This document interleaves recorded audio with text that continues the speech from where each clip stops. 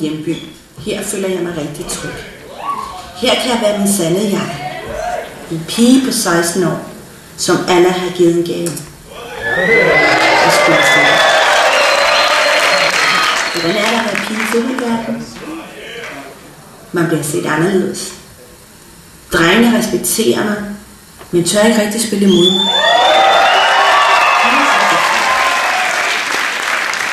Man får en ekstra bonus at spille fodbold.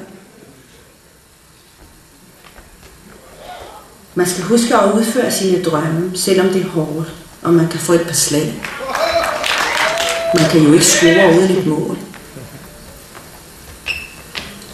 Jeg tror, man kan være integreret i det danske samfund med de værdier, man har indenfor. Jeg er en pige på 16 år, som alle har givet en gave. At spille fodbold.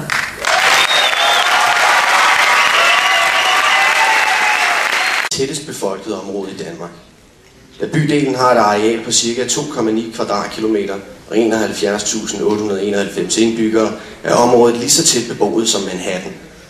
Nørrebro var oprindeligt navnet på den brolagte landevej, som nordvest fra førte til byens Nørrebro, hvor togstationen med samme navn ligger i dag. Bebyggelsen bestod af enkelte udskænkningssteder, lidt industri og håndværk.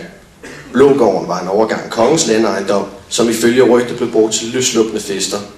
Til gården hørte marker med blandt andet rabarber, så senere gav man det folkelige navn Rabarberkvarteret til det kvarter, der opstod her. De mennesker, der boede på Nørrebro, ernærede sig hovedsageligt som håndværkere, arbejdere, gartnere, møller og øltappere. Men i slutningen af 1700-tallet bliver Nørrebros status som rent arbejderkvarter gradvist ændret, efterhånden som tolerancen over for bebyggelse uden for voldene øges en smule, og folk fra borgerskabet og embedsstanden flyttede til Nørrebro. Nørrebro gik dermed fra at være en bredt sammensat bydel til at blive et udpræget arbejderkvarter med små lejligheder. Generelt skete der i løbet af 1900-tallet en forbedring af boligstandarden i København, men på Nørrebro var det ikke tilfældet. Halvdelen af korridorlejlighederne i København fandtes således på Nørrebro i slutningen af 1960'erne. I begyndelsen af 1970'erne besluttede borgerrepræsentationen med overborgmester Egon Weidekamp i spidsen at påbegynde en sanering af specielt indre Nørrebro. Nørrebros borgere synes imidlertid ikke om planerne om at nedrive hele kvarteret, hvorfor det i flere tilfælde kom til gadekampe, også med politiet. Nogle af de voldsomste uroligheder opstod, da byggeren, firkantens byggelegeplads, blev revet ned. Det skete under politibeskyttelse i 1980 efter 7 års kamp. Nedrivningen endte i masseanholdelser, og med at politiet erklærede bydelen i undtagelsestilstand. Men saneringen af Nørrebro blev gennemført, og det indre Nørrebro fik et helt nyt udseende. Der blev bygget nye boligkarréer, lejlighederne blev gjort større, og der blev anlagt grønne anlæg i gårdene. Det betød også, at befolkningen der blev udskiftet, således Nørrebro den dag i dag er der et sammensat kvarter.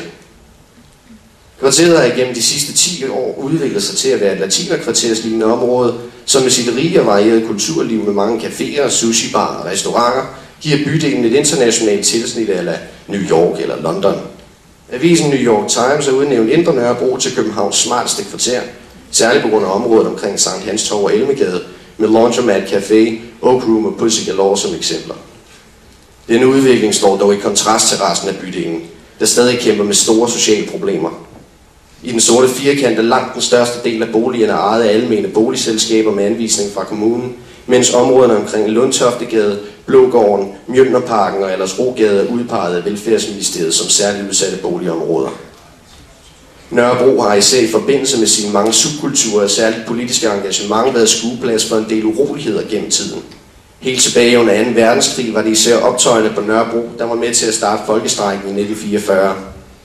De senere år har forskellige grupper af anden etnisk herkomst end dansk også været kernen i forskellige uroligheder.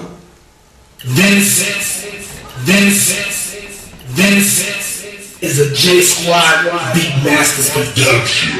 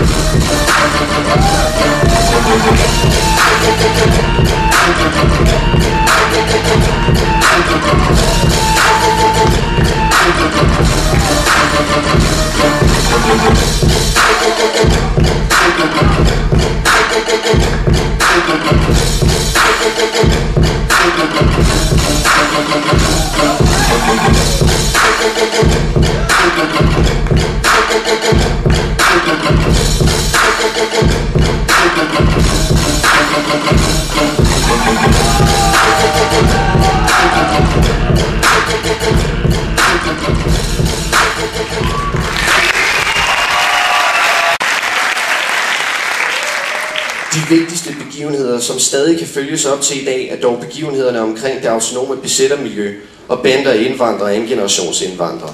I forbindelse med forsvaret for rydningen af byggeren omkring begyndelsen af maj 1980, var København vidne til den første store folkelige mobilisering siden 2. verdenskrig, med op mod 10-15.000 deltagere i gadekampe mod politiet.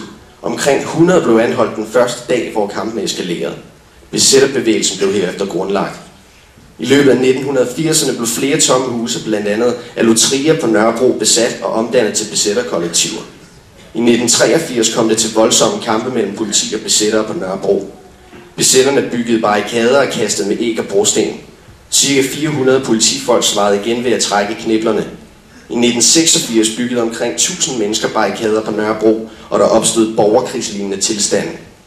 I februar 1987 angreb en gruppe unge nærpolitistationen i Blågårdsgade, sprayede tåregas ind og smed med smørsyre. De hidtil voldsomste uroligheder på Nørrebro i efterkrigstiden fandt sted efter det danske ja til Maastricht-traktaten 18. maj 1993. En demonstration udviklede sig voldsomt. Demonstranterne kastede med brosten mod politiet, der svarede igen med at affyre deres tjenestevåben. I alt blev der affyret 113 skud.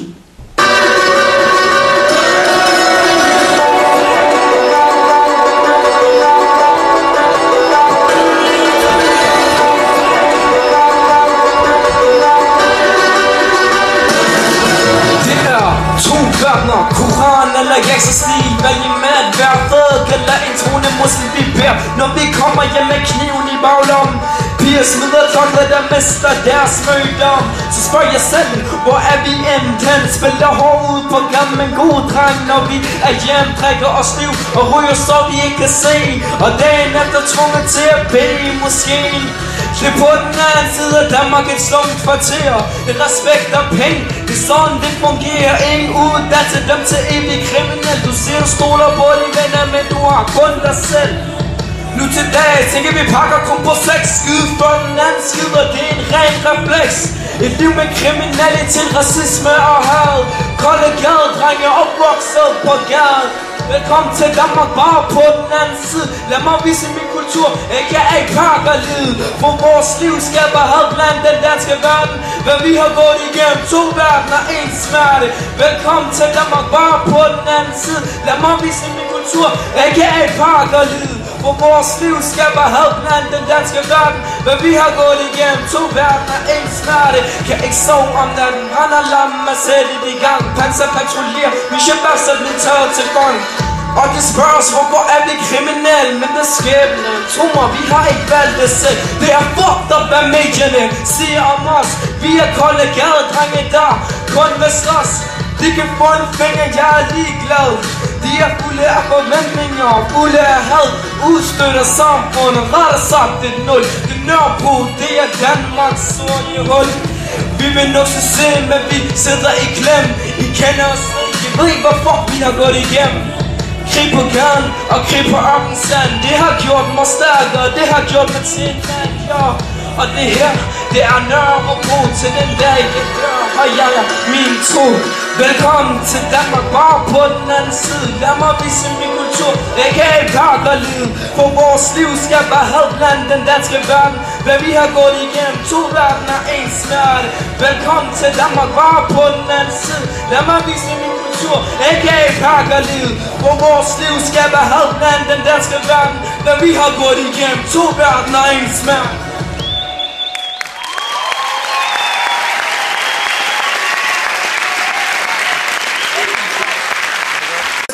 Ud med danske venner, sko og piger, du ved. Med mit blod. Det er kurdisk og tyrkisk. Hvad er det egentlig at være dansk? Det må være luksus. Ingen af jer passer på. Man kan være sig selv. Hvad? Hvad siger du? Du spørger mig om dansk og ingen er her? Shit. Det har de vel. De går bare ikke op i den. De er opvokset med nede i livet. Det er sejt, de bare kan nyde deres liv. Når du har en anden baggrund, skal du passe på, hvad folk siger bag ens ryg. Folk de bagtæller 24/7. Vi perker. Vi skal hele tiden passe på, hvad folk siger om os.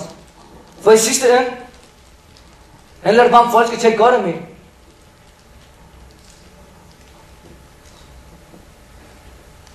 Dreng. Du vil vide, hvad æren er. Respekt for dig selv. Gør din mor stolt. Mine forældre hænger på mit efternavn.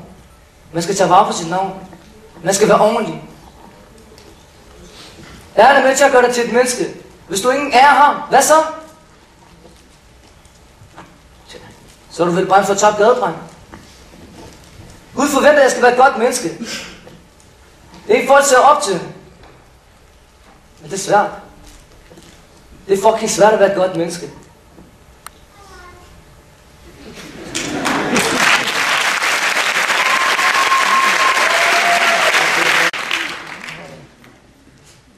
Der vil altid være en dårlig side af mig. Jeg vil altid have en gadedreng attitude i mig. Folk vil også altid opfatte mig som en gadedreng. De må være lang en uddannelse, jeg tager. Her i livet har du 2 familier. Du har din mor og far. Og på gaden har du dine venner. Du bruger dit liv 24/7.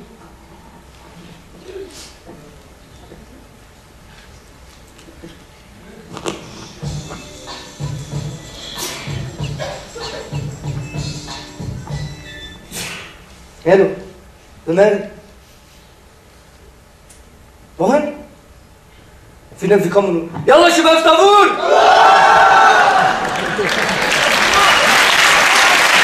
Bobby, kommer du ikke? Tag dig sammen! Fuck det der, kom nu, vi er til.